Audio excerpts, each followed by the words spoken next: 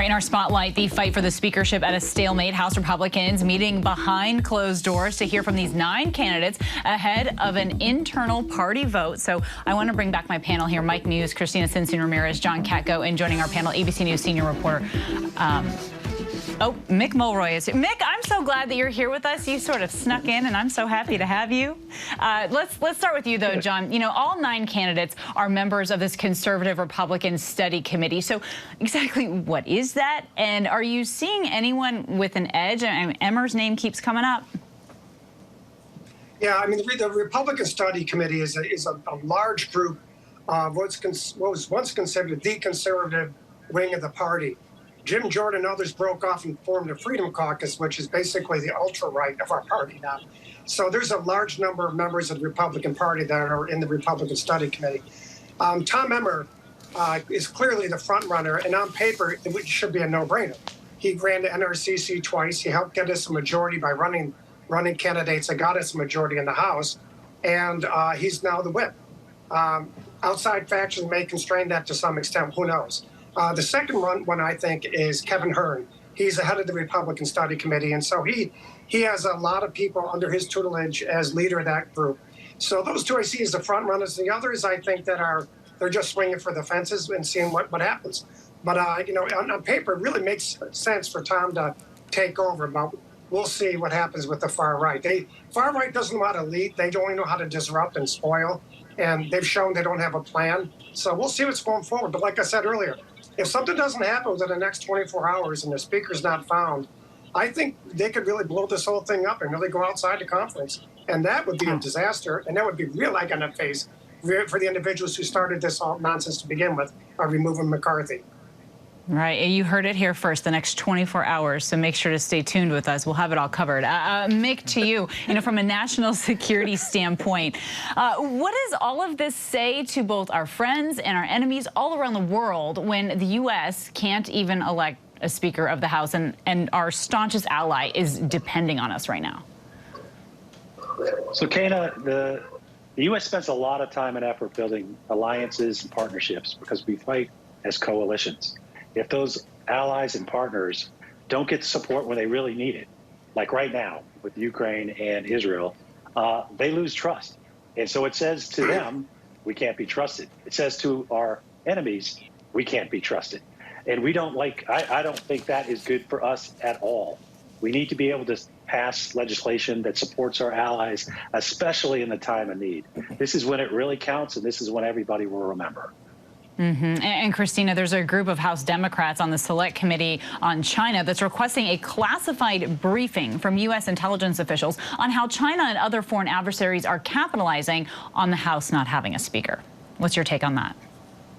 I mean, what we're seeing, again, is the chaos and disruption has broad-reaching impacts. It's not just the House, it's globally. People are watching us and taking advantage of this moment. And I don't know that the Republicans are getting it together. They have 9 candidates. Jim Jordan was seen as too extreme because he was an election denier, because he didn't support abortion rights, because he had a spending cut bill that would have cut 30% across the board, including the seniors and veterans. And guess what? All of these 9 candidates have those same positions. So I don't have a lot of hope that they're going to come out of this with a Republican Speaker of the House.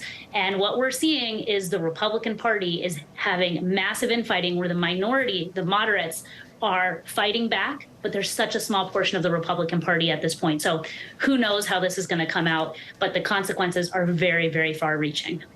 Yeah, Mike, as I wanted to talk to you, you know what came to my mind? Kumbaya moment. It's something that I know you've said Republicans need to have. What would you say to the GOP conference if you had a chance?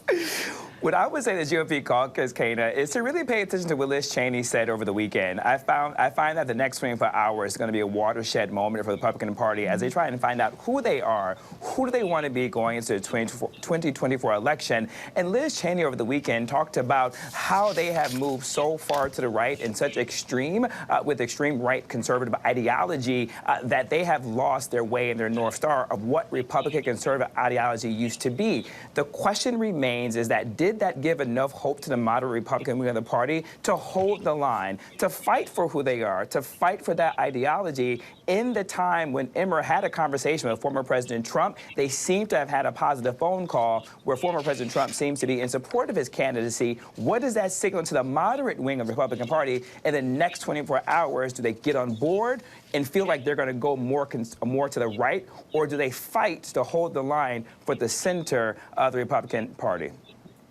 And John, if you were able to pick one of these 9 candidates, is there one that you would pick? Is there one that you think is suited to do the job?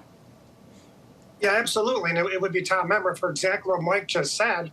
And here's the other thing about it, Tom. Tom was the one at the head of the NRCC who helped all the moderates in tough districts get elected. He's the one who ran the NRCC. He helped those candidates get across the finish line. So he understands the plight of the moderates, even though he doesn't always agree with them philosophically. And the best thing I can say about Tom Emmer from an integrity standpoint, he'll look you right in the eye and tell you what you don't want to hear. And that's a rarity in Washington, and that's why I think he should be Speaker.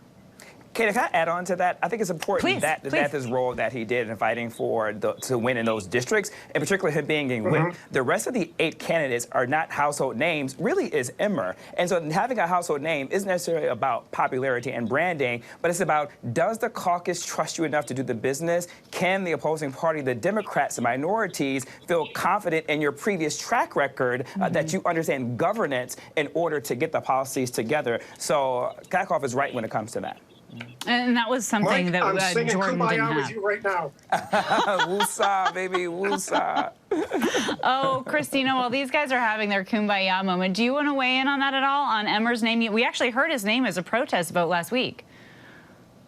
I mean, I think it's great that there's some candidate with some semblance of being able to get across the finish line, but I have a lot of doubts. The Republican Party is just in extreme disarray and chaos, and we don't know what the far right will do. We don't know what moderates will do, and it's just an all-out fight within the Republican Party, and quite frankly, I don't think we've seen a lot of hope over the last 20 days of watching them go around in circles.